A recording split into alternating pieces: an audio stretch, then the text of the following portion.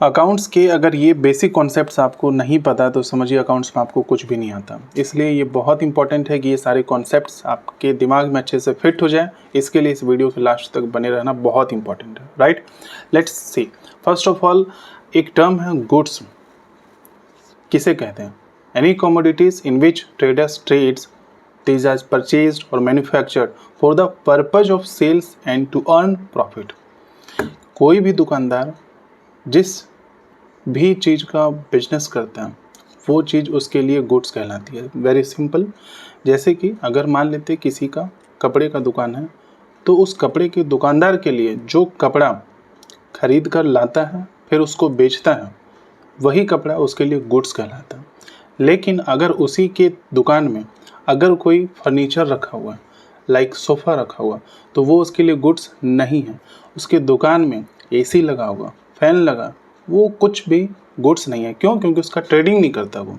तो जिस चीज़ को खरीद कर बेच रहे हैं वही चीज़ गुड्स कहलाती है, राइट। आई होप ये टर्म क्लियर हो गया होगा। Next we have capital.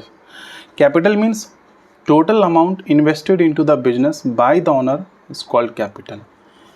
एक दुकानदार के द्वारा, एक बिजनेसमैन के द्वारा जो भी बिजनेस की शुरुआत की जाती है तो जो टोटल अमाउंट लगाया जाता है, जो टोटल पैसा लगाया जाता है, जो टोटल सामान लगाया जाता है, उन सभी अमाउंट को, टोटल को कैपिटल कहते हैं, right.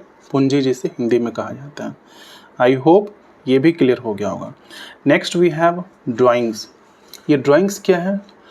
The amount of cash और value of goods assets withdrawn from the business by the owner for the personal use called as drawings, right। जैसे कि अगर किसी बिजनेस के पैसे से अगर बिजनेस का कोई खर्चा करते हैं तो वो तो नॉर्मल एक्सपेंसेस कहलाता है। लेकिन अगर उसी बिजनेस के पैसे से अगर ओनर अपना खुद का पर्सनल कोई यूज करता है तो उसे हम ड्राइंग्स कहते हैं। जैसे कि अगर मान लेते हैं बिजनेस में जो भी पैसा है, जो भी प्रॉफिट है, उससे अगर दुकानदार ने अपने बच्चों के स्कूल की फीस की पेमेंट की या खुद की कोई पर्सनल चीज़ खरीदी जिसका बिजनेस पर कोई इम्पैक्ट नहीं पड़ रहा, that will be considered as drawings, right. कि कोई भी पर्सनल यूज के लिए अगर पैसा निकालता है, कोई सामान निकालता है, कोई गुड्स निकालता है, कोई एसेट्स निकालता है, किस लिए? पर्सनल यूज के लिए, उससे हम ड्राइंग्स कहेंगे, राइट। आई होप ये टर्म भी क्लियर हो चुका होगा। Next we have debtor. अब ये डेटर क्या होता है? वेरी सिंपल, अगर आप इसको ध्यान से समझे तो a person who has to pay to the business for getting goods and services on credit.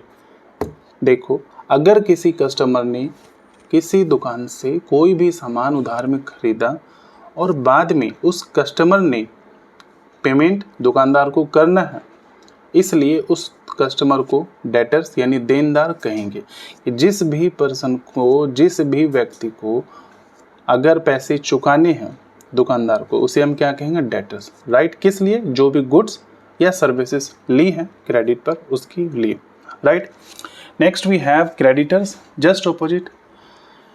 Debtors means क्या था? कि जो पैसा हमें देने वाला है, गुड्स और सर्विसेज लिए हैं उसके बदले में। और क्रेडिटर्स मीन्स क्या होगा? A person to home business has to pay for getting goods and services on credit.